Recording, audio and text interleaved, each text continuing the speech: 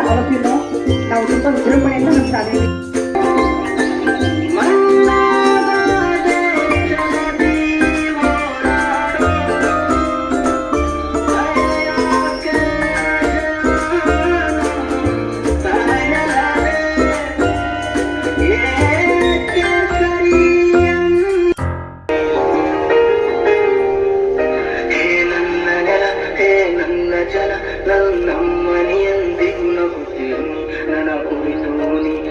ಚಿಂತಿಸಬೇಡ, ವಾಪಸ್ ಬಂದೇ ಬರ್ತೀನಿ.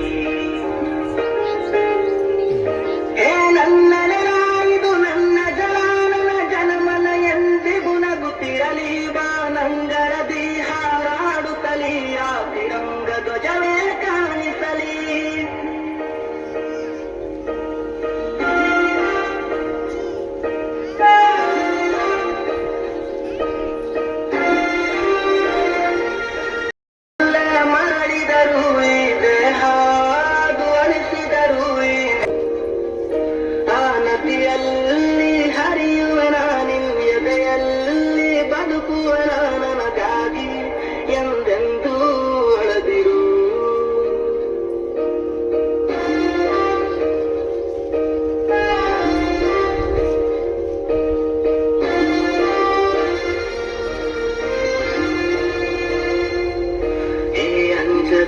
ನೀ ಅಳುಕದಿರು, ಕೈ ತುತ್ತಿನ ಬಲವೂ ಜೊತೆಯಲಿದೆ.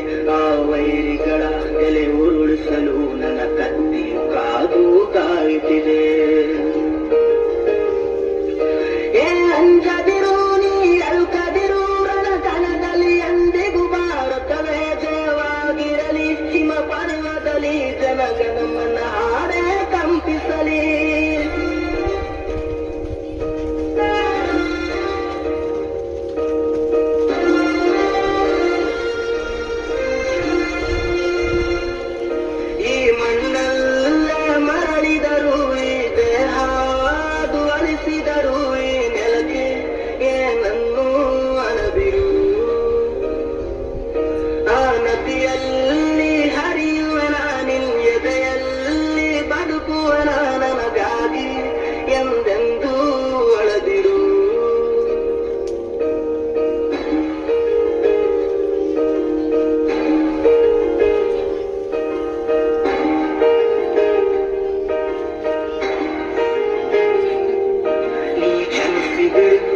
ಕಳಿಸಿಕೊಡು, ನಾ ಇದ್ದರೆ ನಿನ್ನ ಕೂಡುವನು.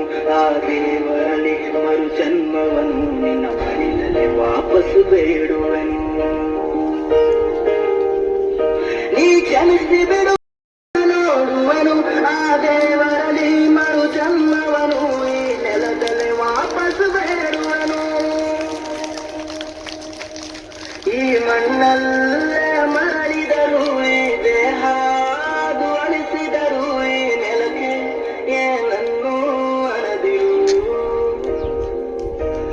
ನದಿಯಲ್ಲಿ ಹರಿಯುವನ, ನಿನ್ನ ಎದೆಯಲ್ಲಿ ಬದುಕುವನ, ನನಗಾಗಿ ಎಂದೆಂದೂ ಅಳದಿರು.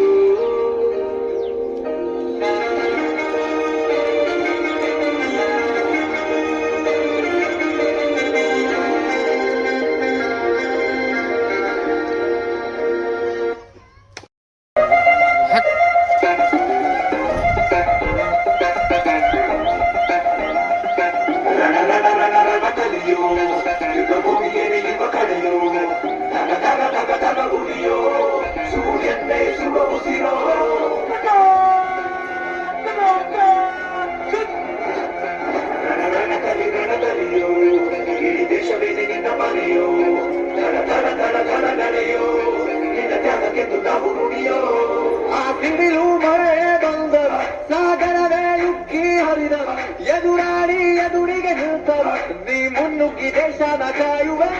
ಜನಗಳ ಮರ ಜೊತೆಯಲಿದೆ, ಮಾಡಿದನ ಕುರು ನೀನು ರೆಡಿಯೋ. ಕೂಡ ನಡೆಯುತ್ತಿದೆ, ನಿಂಗೆ ಜಾಹೋ.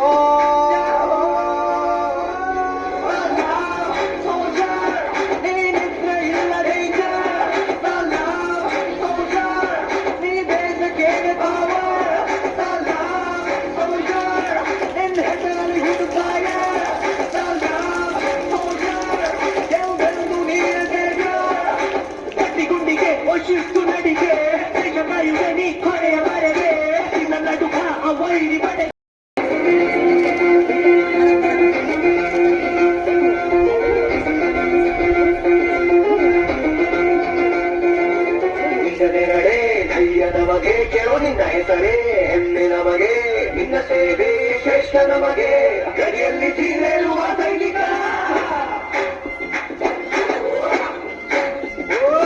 ದಿನ ದಿನವೂ ಹಾರಾಟ ಬಂದೂಕಿನ ಒಡನಾಟ ಹೊಸದ ಮರದ ಸೆಳೆದಾಟ ಒಳಿದು ಧೈರ್ಯದ ಸಾಮ್ರಾಟ ಬೆಂದವರ ಬಿಟ್ಟಿರುವೆ ಬಳಕೆಗಳ ತೊಳೆದಿರುವೆ ದೃಢವಾಗಿ ನಿಂತಿರುವೆ ಈ ದೇಶಕ್ಕೆ ಮುಡಿಪಾರೆ ಇರುವೆ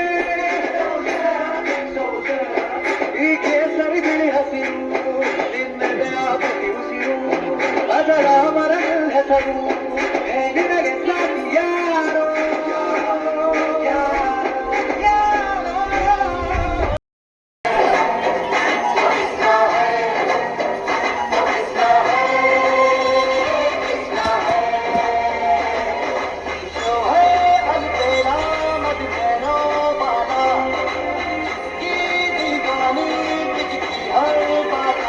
Kisna Kisna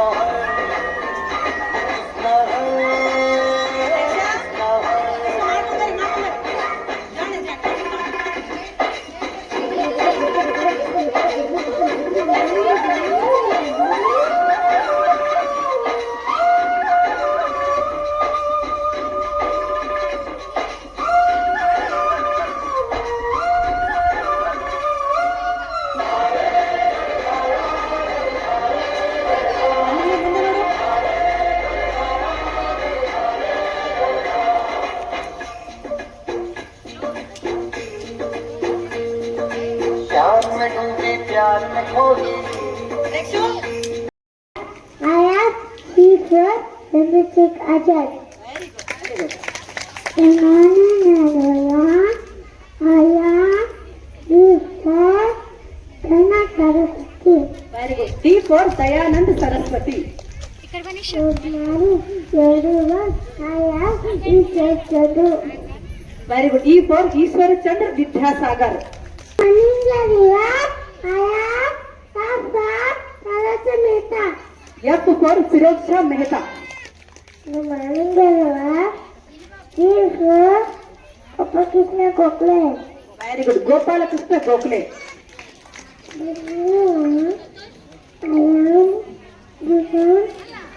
Celebrating 79th Independence Day is a national festival of India on this. ಬಹಳ ಖುಷಿ ಅನ್ಸುತ್ತೆ ನೀವೆಲ್ಲ ನೋಡಿ ಎಲ್ಲ ಮಕ್ಕಳು ಮಾತಾಡ್ಬೇಕಾಗ್ತದೆ ಏನು ಮಾತಾಡೋಕೆ ದಯವಿಟ್ಟು ಇದು ಸಮಯ ಅಭಾವ ಆಗಿಲ್ಲ ನಾನು ಒಂದೆರಡು ಮಾತನ್ನು ಹೇಳಕ್ಕೆ ಇಷ್ಟಪಡ್ತೀನಿ ಮಕ್ಕಳು ಅಲ್ಲಿ ನೋಡಿ ಅಲ್ಲೆಲ್ಲರೂ ಫೋಟೋದಲ್ಲಿ ಯಾರು ಅವರು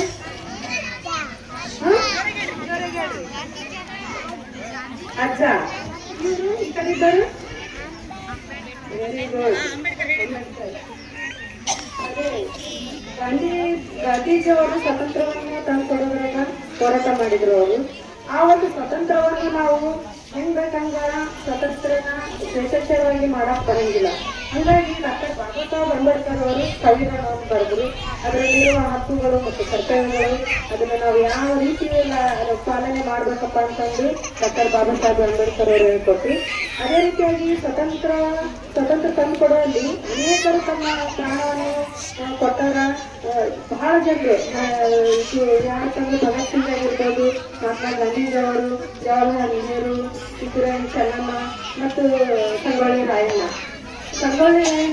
ಇವತ್ತ ಜಯಂತಿ ಸಂಗೊಳ್ಳಿ ರಾಯಣ್ಣ ಜಯಂತಿಯದು ಎಲ್ಲರಿಗೂ ನಾನು ಶುಭಾಶಯನ್ನು ತಿಳಿಸ್ತೀನಿ ಸಂಗೊಳ್ಳಿ ರಾಯಣ್ಣ ಅವರು ಏನ್ ಮಾಡಿದ್ರಪ್ಪ ಅಂತಂದ್ರೆ ಅವ್ರಿಗೆ ಆಗಸ್ಟ್ 15ರಂದು ಅವ್ರು ಹುಟ್ಟಿದ್ರು ಸೊ ನಾವು ಜನವರಿ 26ರಂದು ಅವ್ರಿಗೆ ಗಲ್ಲಿಗೆ ಇರಿಸಲಾಯ್ತು ಅವತ್ತನ್ನ ನಾವು ಗಣರಾಜ್ಯೋತ್ಸವ ಅಂತ ಮಾಡ್ತೀವಿ ನಾವು ಅವ್ರು ಹೇಳಿದ್ರು ಸಂಗೊಳ್ಳಿ ರಾಯಣ್ಣ ಅವ್ರು ಏನಂತ ಹೇಳಿದ್ರು ಅವ್ರ ಗಲ್ಲಿಗೆ ಹಾಕೋದ್ರಿಂದ ಒಂದು ದಿನ ಬ್ರಿಟಿಷರಿಗೆ ಎಲ್ಲರೂ ರಾತ್ರೋರಾತ್ರಿಯಾಗಿ ಹೇಳಬೇಕು ಸ್ವತಂತ್ರವನ್ನು ಕೊಟ್ಟು ಈ ದೇಶವನ್ನು ಬಿಟ್ಟು ತೊಲಗೋ ಕಾಲ ಬಂದ ಅಂತಂದು ಅವ್ರು ಹೇಳಿದ್ರು ಅವ್ರು ನುಡಿದಂತಾನೆ ನಿಜ ಆಯ್ತು ಅವತ್ತಿನ ದಿನ ನಾವು ಗಣರಾಜ್ಯೋತ್ಸವ ಅಂತ ಮಾಡ್ತೀವಿ ಅವ್ರ ಗಲ್ಲಿಗೆ ಏರಿಸಿದ ದಿನವನ್ನ ಮತ್ತು ಭಗತ್ ಅವ್ರನ್ನ ಗಲ್ಲಿಗೆ ಏರ್ಸೋ ಮುಂದ ಅವ್ರ ತಾಯಿ ಬಂದು ಅಳತಿರ್ತಾಳ ಯಾರಿಗೇ ಆಗ್ಲಿ ಈಗ ಮಕ್ಕಳನ್ನ ಕಣ್ಣೆದರಿಗೆ ಗಲ್ಲಿಗೆ ಹಾಕೋದು ನೋಡಕ್ ಯಾವ ಪೇರೆಂಟ್ಸ್ ಇಷ್ಟಪಡಂಗಿಲ್ಲ ಅವಾಗ ಅವ್ರು ಹೇಳ್ತಾರ ಏನ್ ಹೇಳ್ತಾರಪ್ಪ ಅಂದ್ರೆ ಸಂಗೊಳ್ಳಿ ರಾಯಣ್ಣವರು, ನನ್ನ ದೇಶಕ್ಕೋಸ್ಕರನ ಹೆತ್ತಿ ನೀನು, ನಾ ದೇಶಕ್ಕೋಸ್ಕರನ ನಾನು ಪ್ರಾಣ ಬಲಿ ಕೊಡಕತ್ತೀನಿ, ನೀ ಹಳಬಾರ್ದು,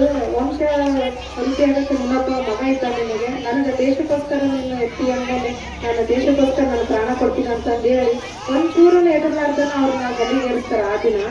ಅದೇ ರೀತಿ ಭಗತ್ ಸಿಂಗ್ ಅವರಿಗೆ ಏನು ಅವ್ರಿಗೇನು ಗಲ್ಲಿಗೇರಿಸ್ಬೇಕಪ್ಪ ಅಂತಂದ್ರೆ ದೇಶಕ್ಕೋಸ್ಕರ ಅವರು ತಮ್ಮ ಪ್ರಾಣವನ್ನು ಕೊಡೋ ಮುಂದ ಅವ್ರ ತಾಯಿ ಹೇಳ್ತಿರ್ತಾಳ. ಅವ್ರ ತಾಯಿ ಹೇಳೋ ಮುಂದ ಅವ್ರ ಭಗತ್ ಸಿಂಗ್ ಅವ್ರು ಕೇಳ್ತಾರ, ಅಮ್ಮ ಯಾಕೆ ಕಳ್ತಿದ್ಯಮ್ಮ ನೀನು, ನಾನು ದೇಶಕ್ಕೋಸ್ಕರ ನನ್ನ ಪ್ರಾಣ ಕೊಡ್ತಾ ಇದ್ದೀನಿ, ನೀನು ಯಾಕೆ ಕಳ್ತಿದ್ಯಮ್ಮ ಅಂತ ಕೇಳಿದ್ರ ಅವ್ರ ತಾಯಿ ಒಂದು ಮಾತು ಹೇಳ್ತಾರ, ನಾನು ನೀನು ಗಲ್ಲಿಗೇರಿಸ್ತಾರಂತ ಹಾಳಾಕತ್ತೀನಿ ಮಗನೇ, ನನಗೆ ಇನ್ನೊಬ್ಬ ದೇಶಕ್ಕೋಸ್ಕರ ದೇಶ ಸೇವೆ ಮಾಡಕ್ಕೆ ಇನ್ನೊಬ್ಬ ಮಗ ಇಲ್ಲ ಅಂತ ಆಗ್ತೀನಿ ನಾನು ಅಂತಂದು ಹೇಳ್ತಾರ. ಇಂಥವ್ರು ಎಲ್ಲಾರನ್ನೂ ನಾವು ನೆನೆಸೋ ದಿನ ಇವತ್ತ. ನಿಜ ಹೇಳ್ಬೇಕಪ್ಪ ಅಂತಂದ್ರ ಎಲ್ಲ ಮಕ್ಕಳು ಭಾಳ ಮುದ್ದಾಗಿ ಎಲ್ಲ ರೀತಿಯಿಂದ ನಾನು ಫಸ್ಟ್ 4 ಜನನೇ ಗೊತ್ತಿರ್ಬೋದು ನನಗೂ ಸ್ವತಂತ್ರ ಹೋರಾಟಗಾರ. ನಿಜ ಹೇಳ್ಬೇಕಪ್ಪ ಅಂದ್ರ ಇವತ್ತ ಎಲ್ಲ ಮಕ್ಕಳು ಇತ್ತು ಒಂದೊಂದು ಪಾತ್ರದಲ್ಲಿ ನೋಡಿದ್ರೆ ನನಗೆ ಬಹಳ ಖುಷಿ ಅನ್ಸುತ್ತೆ. ನಿಮಗೂ ಬಹಳ ಶ್ರಮ ಐತಂತ ನನಗೆ ನಿಜ ಗೊತ್ತಾಗುತ್ತ. ನಾನು ಇನ್ನೊಂದು ಮಾತು ಹೇಳ್ತೀನಿ, ಇಲ್ಲಿ ಬಂದ ತಕ್ಷಣ ನಾನು ಸ್ಕೂಲಿಗೆ ಬಂದಿಲ್ಲ ಅನ್ನೋಕಿನ ಅವಾಗಿನ ಕಾಲದಾಗೆಲ್ಲ ಗುರುಕುಲ ಇರ್ತದೆ ನೋಡು, ಗುರುಕುಲ ನೆನಪಾಯ್ತು ನನಗೆ. ಯಾರು ಮೇಡಮ್ ಮ್ಯಾಮ್ ಅನ್ನೋದು ಮೇಡಮ್ ಅನ್ನೋದು ಟೀಚರ್ ಅನ್ನೋದು ಯಾರು ಮಾಡಿಲ್ಲ, ಮಾತಾಡ್ತೀವಿ ಇಲ್ಲೇ ಗೊತ್ತಾಗುತ್ತೆ ಸಂಸ್ಕಾರ ಏನು ಅನ್ನೋದು. ನಿಜ ಶಿಕ್ಷಣದ ಜೊತೆಗೆ ಸಂಸ್ಕಾರವನ್ನು ಕೊಡಕತ್ತಾರ ಇಲ್ಲಿ ಎಲ್ಲ ಮಾತಾಡ್ತೀವಿ ಅಂತೇಳಿ ನಾನು ಅವ್ರಿಗೆ ದೊಡ್ಡದನ್ನಾಗಿ ನಮಸ್ಕಾರ ಮಾಡ್ತೀನಿ. ನಾನು ಶಿಕ್ಷಣ ಏನಪ್ಪ ಅಂದ್ರೆ ಅದು ಎಡವಲು ಬಿಡೋದಿಲ್ಲ, ಸಂಸ್ಕಾರ ಅದು ಕೆಡವಲು ಬಿಡೋದಿಲ್ಲ ಅನ್ನೋದು ಈ ಮಾತು ಸತ್ಯ ಅಂತ ನಾನು ಹೇಳ್ತೀನಿ ಈ ಮೂಲಕ.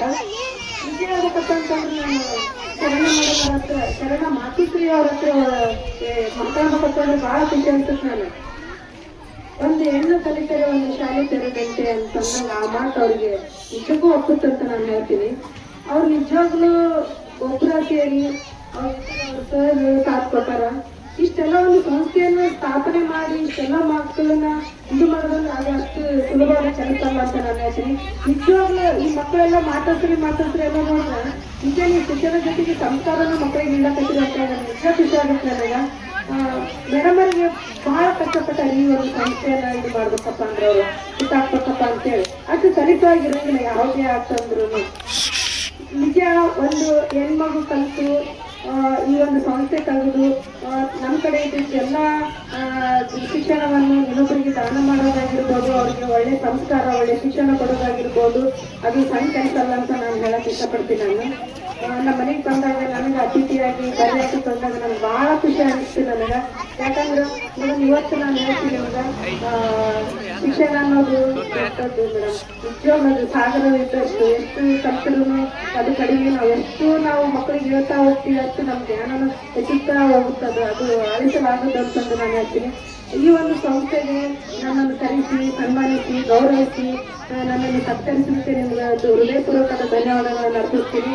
ಮತ್ತು ನಾನು ಈ ಸಂಸ್ಥೆಗೆ ಏನೇ ಬೇಕಾಗಿದ್ರು ನನ್ನ ತನುಮನ ಧನ ಸಹಾಯ ಯಾವಾಗಲೂ ನಾನು ನಿಮ್ಮ ಸೇವೆಗಾಗಿ ಇರ್ತೀನಿ ಅಂತಂದು ನಾನು ಹೇಳ್ತೀನಿ. ಎಲ್ಲ ಮಕ್ಕಳು ಚೆನ್ನಾಗಿ ಮಾತಾಡಿದ್ರಿ. ಮನೆಯಲ್ಲಿ ಒಂದು ಮಗನ್ನ ಮೇಂಟೈನ್ ಮಾಡೋದು ಭಾಳ ಕಷ್ಟ ಆಗಿರ್ತೈತಿ ಅಂತಂದ್ರೆ ಇಷ್ಟು ಮಕ್ಕಳನ್ನ ನೀವು ಮೇಂಟೈನ್ ಮಾಡಿದ್ರೆ ಅಂದ್ರೂ ಹ್ಯಾಟ್ಸಪ್ ಹೇಳ್ಬೇಕು ಮೇಡಮ್. ನಿಜವಾಗ್ಲೂ ಸೋಲ್ಜರ್ದು ಸಾಂಗು ಮೊದಲಿನದಾಗ ಅದನ್ನು ಭಾಳ ಚೆನ್ನಾಗಿತ್ತು. ಒಳ್ಳೆ ಶಿಕ್ಷಣ ಸಂಸ್ಥೆ ಐತಿ. ಇನ್ನೂ ಎತ್ತರಕ್ಕೆ ಬೆಳೀಲಿ ಅಂತ ನಾನು ಹಾರೈಸ್ತೀನಿ ಈ ಮೂಲಕ. ಹೇಳಿ ನಾನು ಒಂದೆರಡು ಮಾತನ್ನು ಮುಗಿಸ್ತೀನಿ. ಜೈ ಹಿಂದ್ ಜೈ ಕರ್ನಾಟಕ. ಅದನ್ನು ಕುಡಿದವರು ವರ್ತಿಸಲೇಬೇಕು ಅಂತ ಬಾಬಾ ಸಾಹೇಬ್ ಅಂಬೇಡ್ಕರ್ ಅವರು ಹೇಳ್ತಾರ. ಹಾಗಾಗಿ ಶಿಕ್ಷಣಕ್ಕೆ ನಾವು ಎಷ್ಟು ಒತ್ತು ಕೊಡ್ತೀವೋ ನಮ್ಮ ಮಕ್ಕಳು ಅಷ್ಟೇ ಸಂಸ್ಕಾರವಾಗಿ ಬೆಳೀತಾರ.